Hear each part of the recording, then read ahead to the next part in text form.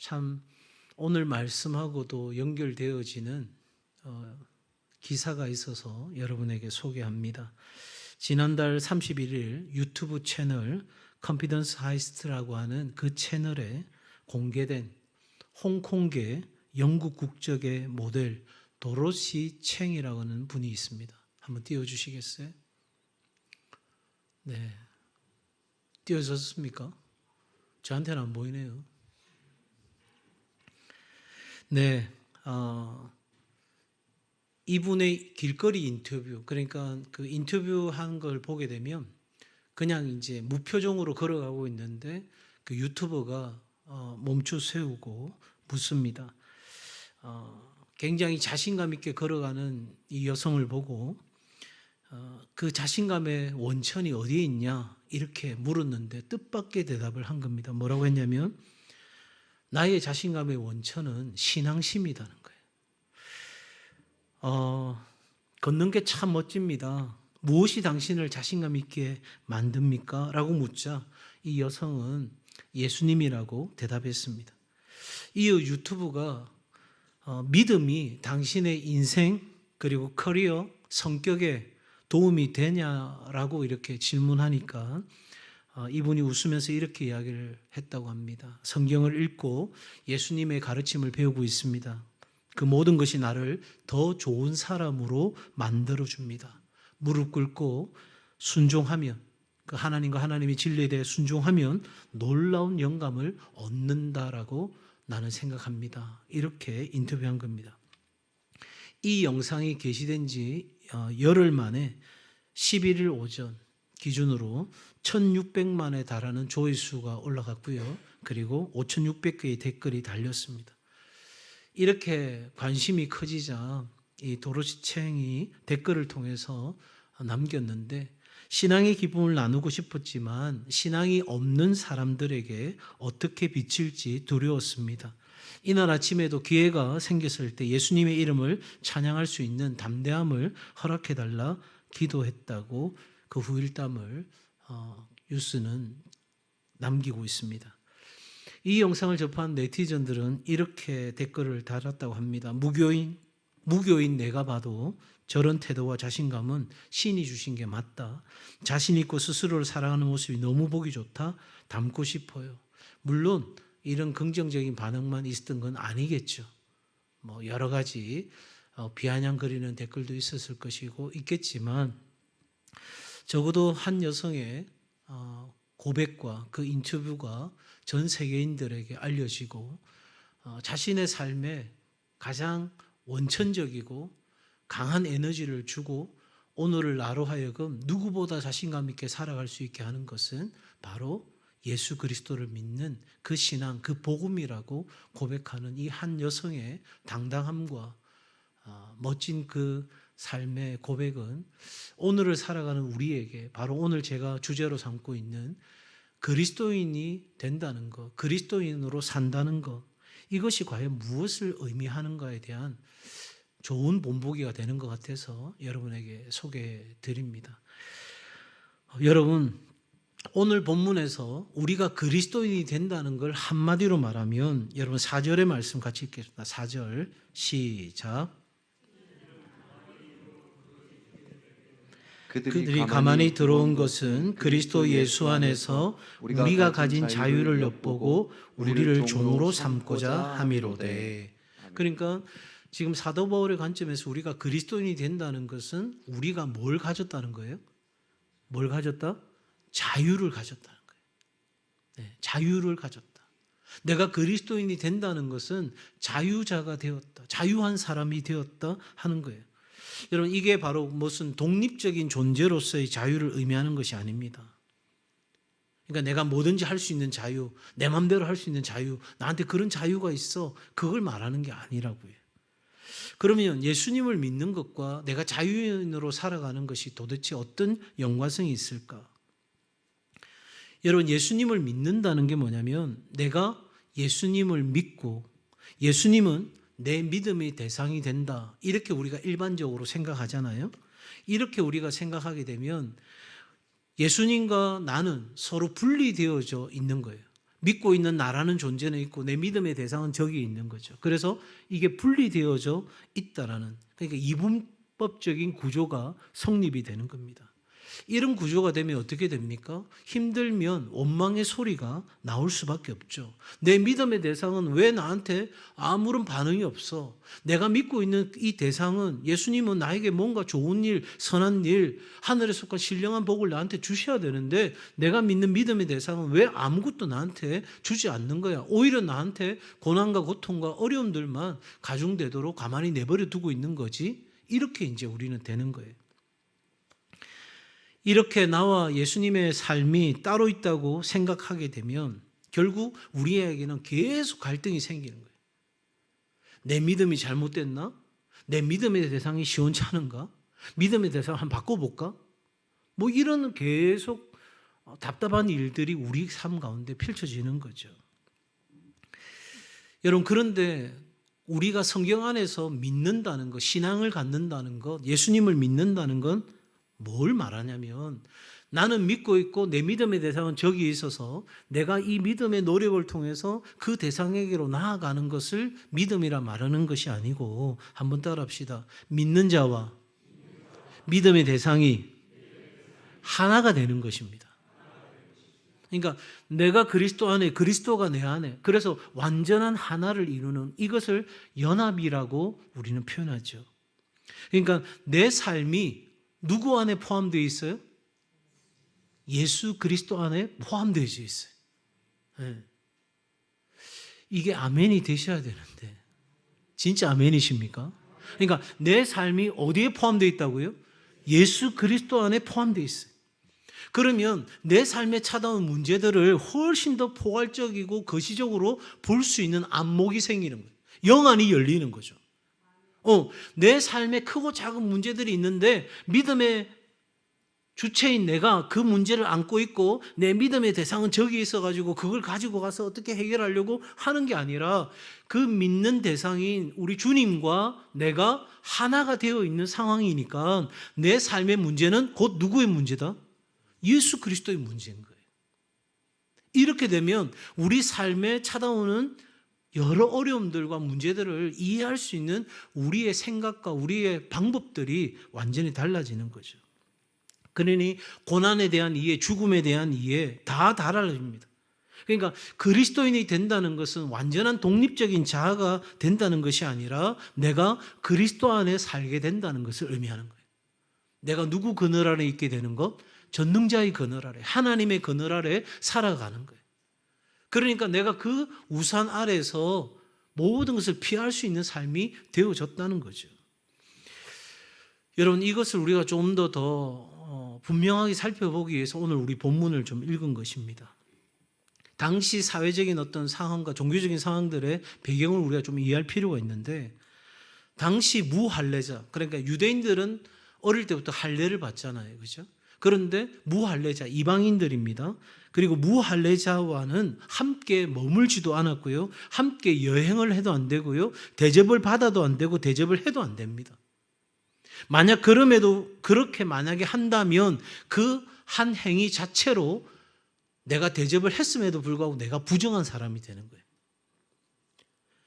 그러니 여러분, 부정한 사람이 되면 어떻게 되죠? 그 공동체에서 심각한 냉대를 받게 되는 거예요. 너 부정한 사람이야. 너 이방인과 같이 말을 섞었잖아. 너 이방인과 같이 먹고 마셨잖아. 너는 이제 부정한 사람이야.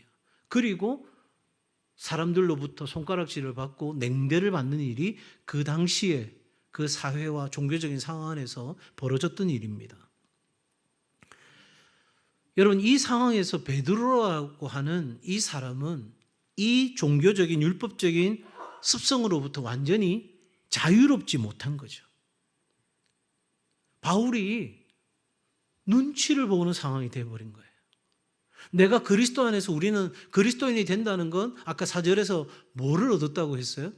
자유를 얻었어요. 그리스도 안에서 자유할 수 있는 존재가 되었는데도 불구하고 스스로가 자유하지 못하는 상태가 되어버린 거죠.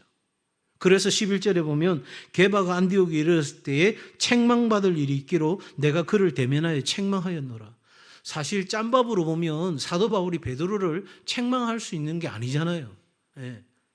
바울이 사도라는 걸 인정해 줄 수 있는 그 가장 강력한 권위를 갖고 있는 사람 중에 한 사람이 게바 베드로잖아요. 그죠? 그럼에도 불구하고 바울이 이렇게까지 이야기할 수 있었던 것은 베드로의 이러한 행동이 전혀 이해가 되지 않는 거예요. 왜 이해가 되지 않느냐면 우리가 예수 그리스도의 십자가 사건을 목격하고도 예수 그리스도의 십자가로 말미암아 구원을 얻고 우리가 그 구원을 통해서 완전한 자유를 얻었음에도 불구하고 어떻게 이럴 수 있느냐는 거예요. 그리스도 예수 외에는 아무도 우리를 의롭게 할 자가 없는데 내가 그 율법 때문에 전전긍긍하고 있다면 마치 율법이 구원의 도구라고 생각하는 사람들의 생각과 의견을 인정하는 꼴이 되는 이 상황들이 바울의 입장에서는 이해가 안 되는 거죠. 이런 갈등 상황과 아픔들이 그 당시에만 있었던 것이 아니에요.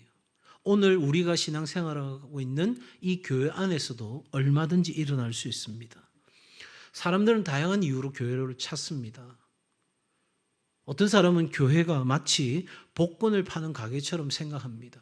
내가 예수님 믿으면 뭐든지 잘 되고 내가 예수님 믿으면 안 되는 일도 되어지고 예수님 믿으면 어려운 일도 다 해결될 수 있다라고 생각하는 거죠. 여러분 그게 바로 복권이잖아요. 복권만 당첨되면 저도 차 타고 가다가 1등 당첨 2등 당첨 몇 번 이렇게 저거 한번 사볼까? 그럼 우리 교회 빚도 다 갚을 수 있는데 한번 사볼까? 왠지 주님이 야 복권이나 사고 기도해라 이런 것 같아서 한번 사볼까 하는 생각도 드는데 여러분 교회를 그렇게 생각하는 사람들이 있는데 교회는 우리가 하나님의 그 복음을 듣고 배우고 그래서 그 복음에 합당한 삶을 살고자 하는 열정으로 우리는 이 교회에 나와야 되는 거예요. 물론 처음 나오는 사람들은 자신의 필요 때문에 나올 수 있어요. 그러나 여러분 그 삶이 신앙생활이 1년, 2년 가면서도 여전히 내가 그냥 교회 안에서 내가 위로받고 사랑받고 도움받고 늘 거기에만 머물러 있다면 그 신앙은 사실은 건강한 신앙이 아닌 거죠. 생각해 보세요.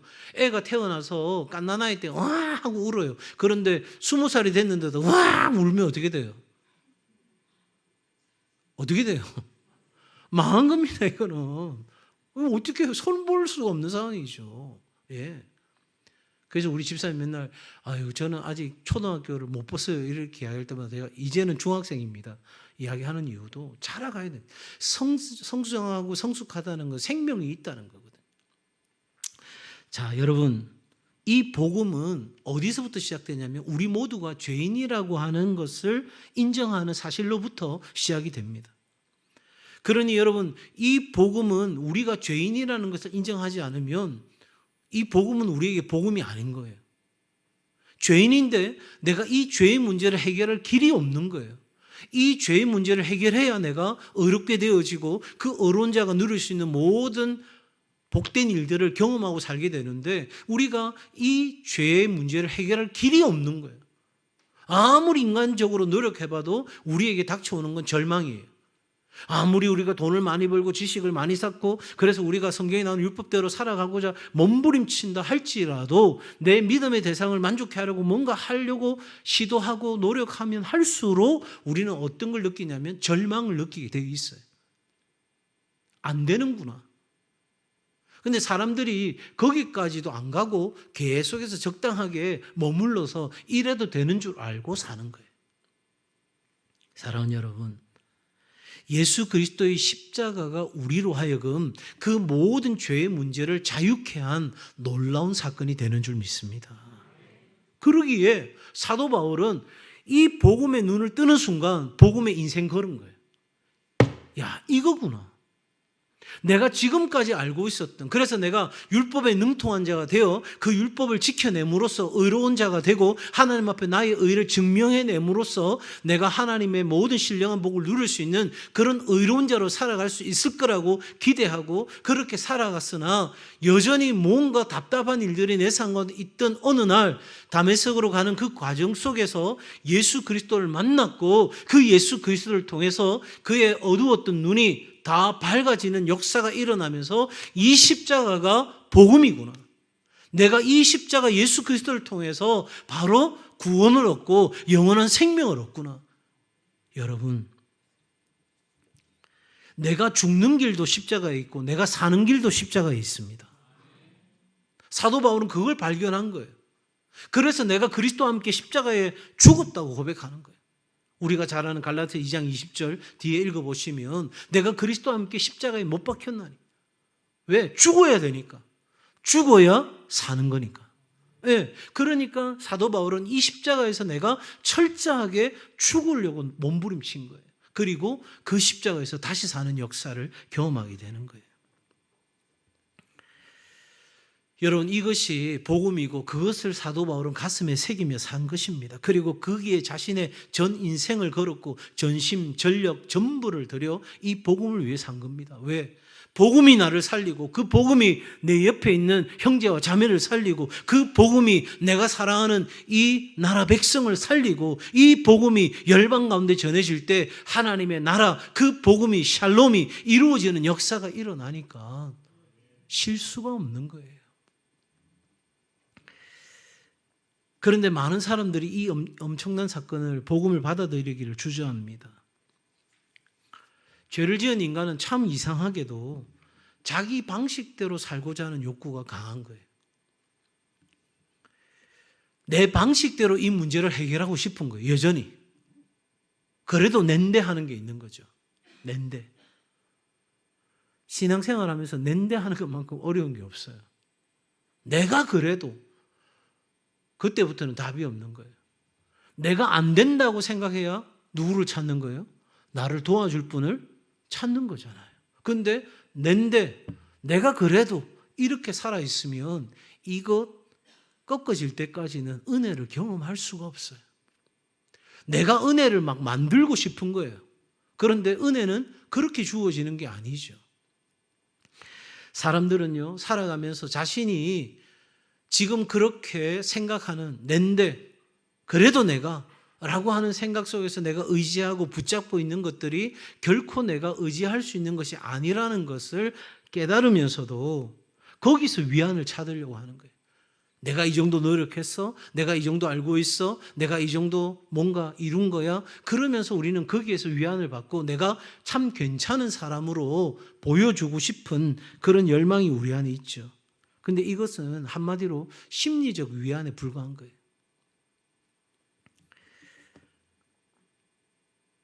이러한 삶은 은혜를 은혜로 받아들일 수가 없는 거예요. 하나님이 내게 은혜를 베푸시는데 지갑을 꺼내가지고 하나님 그거 얼마면 됩니까? 왜? 낸데 내가 그 은혜를 공짜로 받아가 되겠나?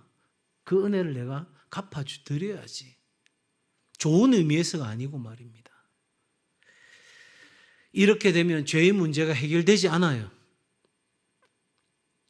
교회 나온다고 저절로 신앙생활이 잘 되고 죄의 문제가 해결되는 게 아니라 이 죄에 대한 자각이 일어나고 내가 하나님 앞에서 얼마나 부족한 인생인지를 깨닫는, 그래서 예수 그리스도 그 십자가 복음이 필요한 존재라고 하는 민감성이 우리 안에 일어나야 우리가 하나님의 그 복음 앞에 집중하는 일이 일어나게 되고 깨달음이 일어나게 되는데, 여전히 우리는 내가 의지하는 것, 내가 붙잡는 것, 이거 가지고 살려고 하면 우리 삶에 은혜는 찾아올 수 없고 결국 죄의 문제는 해결되지 않은 채로 우리는 계속해서 깊은 열등감을 경험하게 되는 거예요. 그렇게 되면 어떻게 되느냐? 관계의 왜곡이 찾아오는 거예요. 내 안에 있는 열등감을 들키고 싶지 않잖아요. 내가 열등한 존재라는 걸 보여주고 싶지 않잖아요. 그러니 과장된 말을 하고 과장된 행동을 하고 그러면서 관계는 진실해지지 아니하고 껍데기에 불과한 관계가 형성되면서 교회 안에서 가장 사랑해야 될 관계 속에서도 이러한 전혀 어울리지 않는, 우리가 십자가 그리스도 복음 안에 있는 관계 안에서 온전히 서로 안에 투명하게 나아가야 될 삶을 드러내지 못한 채 우리는 자신을 속이고 타인을 속이고 심지어 하나님까지 속이려고 하는 어리석은 삶을 선택하게 되는 거죠. 이러한 모습은 십자가 앞에 설 때만 드러날 수 있습니다. 그래서 십자가에 못 박혔다 하는 이 말씀의 의미가 무엇인지를 우리가 좀 이해할 필요가 있는데, 믿음이 뭐냐? 계속 제가 반복해서 말씀을 드리는데, 또 다른 차원으로 한번 정의를 내린다면 하나님이 우리를 믿어주시는 것을 믿는 것입니다. 한번 같이 할까요? 하나님이 나를 믿어주시는 것을 믿는 것입니다. 제가 청년들 가르치면서 지금도 그 청년이 고백했던 말이 제 귓가에 떠나지가 않아요. 목사님, 저도 저를 사랑하지 못하는데 하나님이 어떻게 저를 사랑하신다는 거예요. 나도 내 모습 생각해 보면 사랑하기 너무 어려운데 그런 나를 하나님이 어떻게 사랑하시나요? 여러분, 하나님은 우리를 사랑하신대요. 우리가 아직 죄인 되었을 때에 우리를 사랑하신대요. 그래서 믿음은 뭐냐면, 나는 전혀 미쁘지가 않아요. 나는 신실하지 않아요. 나는 성실하지 않아요. 나는 하나님의 사랑을 받을 만한 그런 존재가 되지 못해요. 여전히 나는 죄 가운데 있고 반복적인 죄를 범할 수도 있고, 그래서 하나님 뜻과는 상관없이 살아가는데, 그럼에도 불구하고 하나님이 나를 뭐 하신대요? 사랑하신대요. 그리고 그 사랑을 그냥 받아들이는 거예요. 내 모습, 내 부끄러운 모습, 내 안에 있는 이 연약한 모습에도 불구하고 나를 사랑하신다니 그냥 그 사랑 받아들이는 거예요.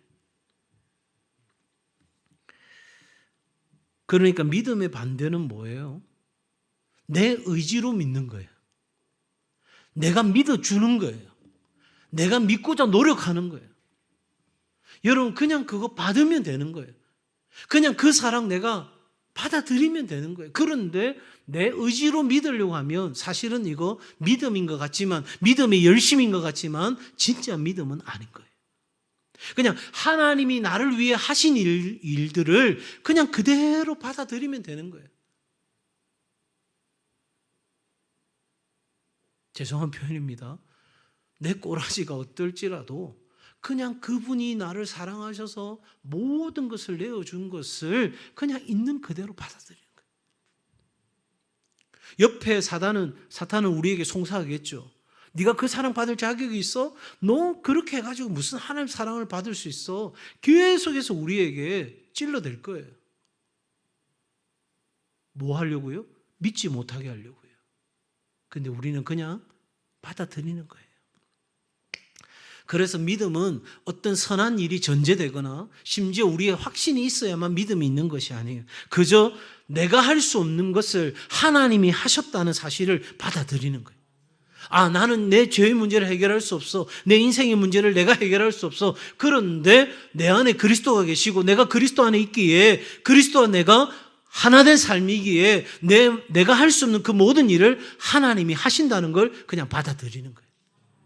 이게 뭐라고요? 믿음이라고요.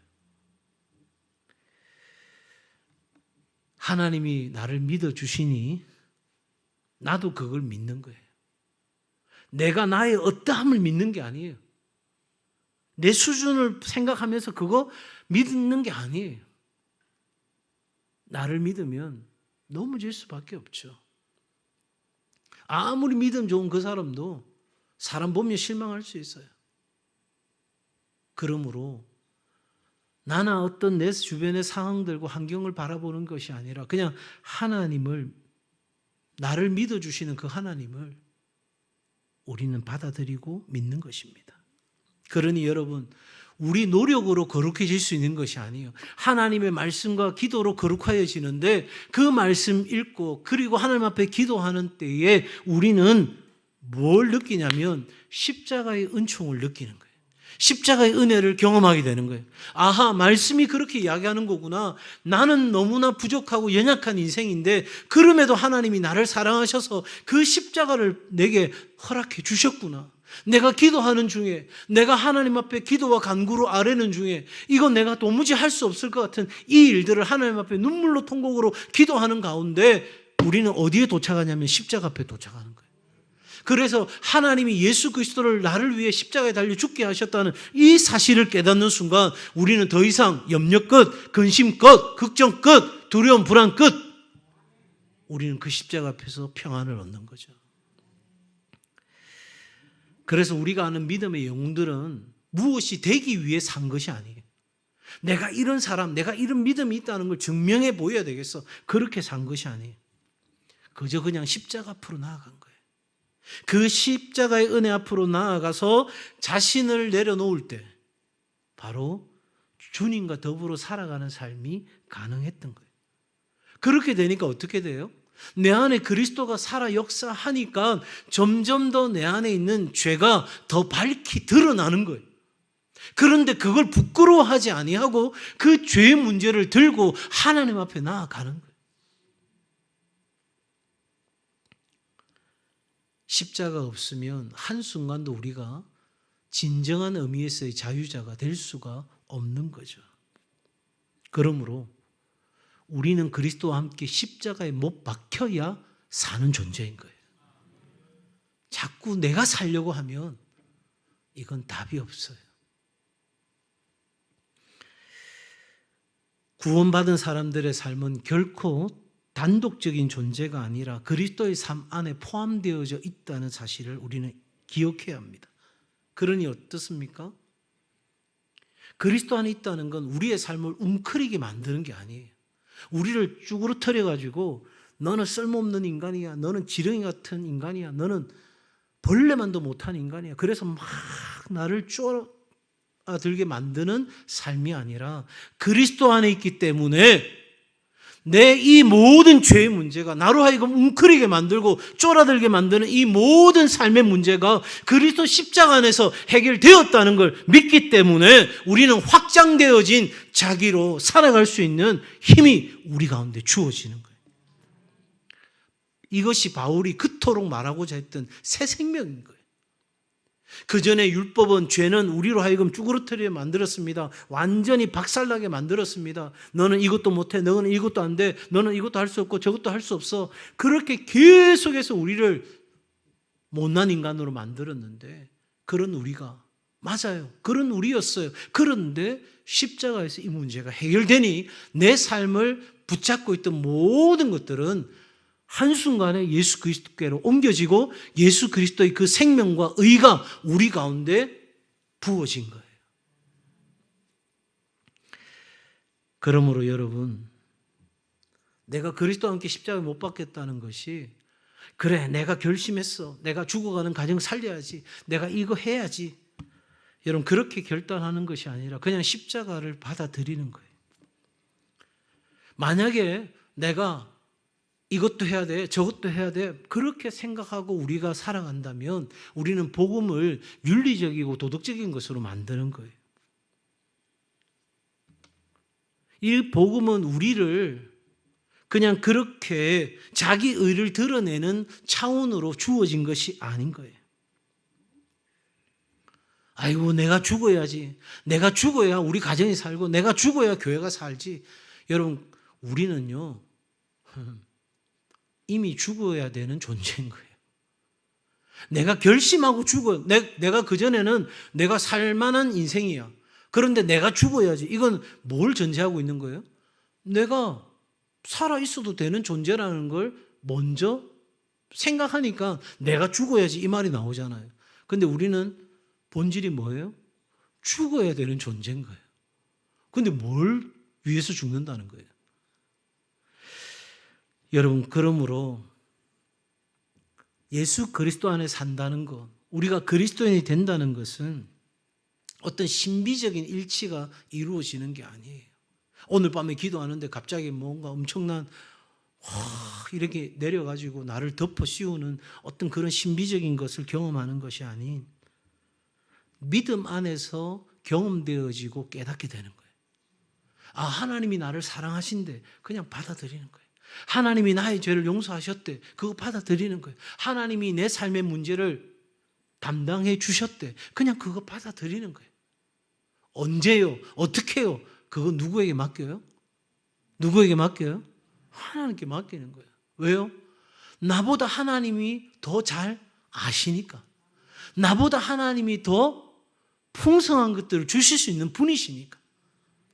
안 주면 기다리고 주시면 감사로 받고 그렇게 우리는 철저하게 그리스도 안에 살아가는 법을 배우고 살아가는 것이 믿음이다.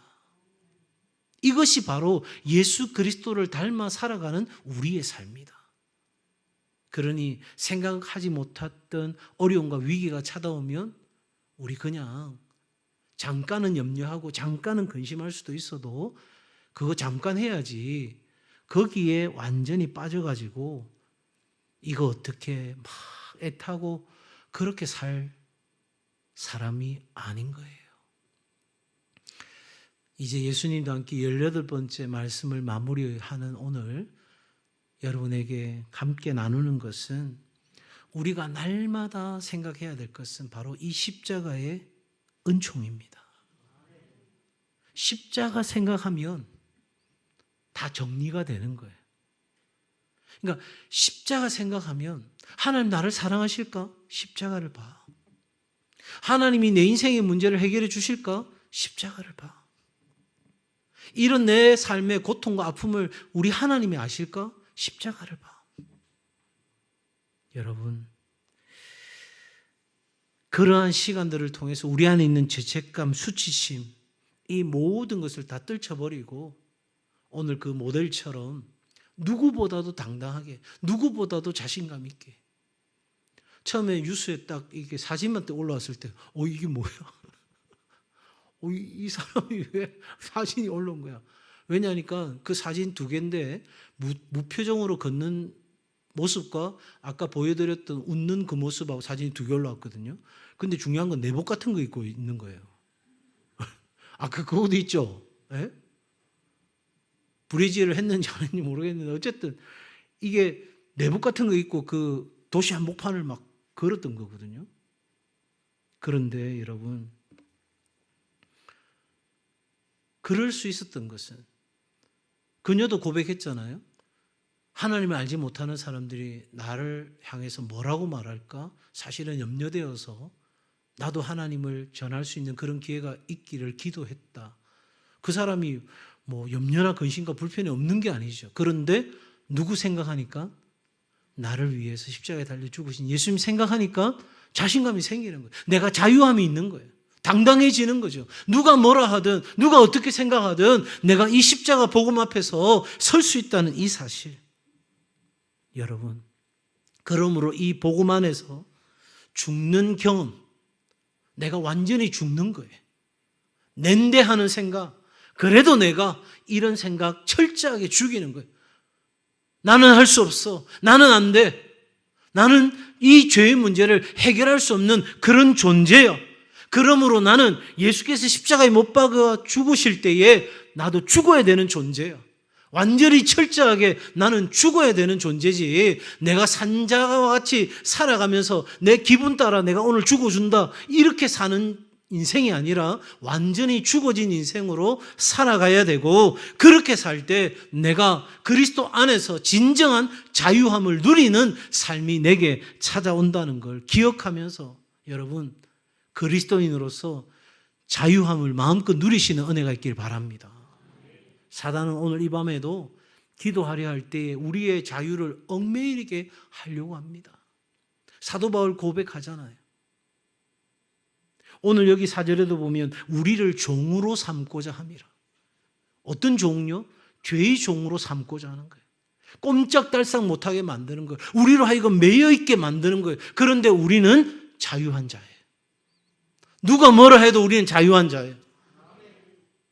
내 생명이 구원을 얻고 자유하게 됐는데 돈 그까짓 거 죄송합니다. 세상의 어떤 것들, 내 건강, 나의 어떤 삶의 기대, 오늘 이 밤에 십자가 앞으로 다 가져가는 은혜가 있기를 바랍니다. 예수를 믿는다는 건 예수와 하나 되는 것이고 예수님처럼 산다는 것입니다. 그래서 우리의 삶이 끝나는 날, 다른 말보다 당신은 참 예수님 많이 닮으셨습니다. 당신을 통해서 예수님 모습 보았습니다. 우리는 완벽한 게 아니에요.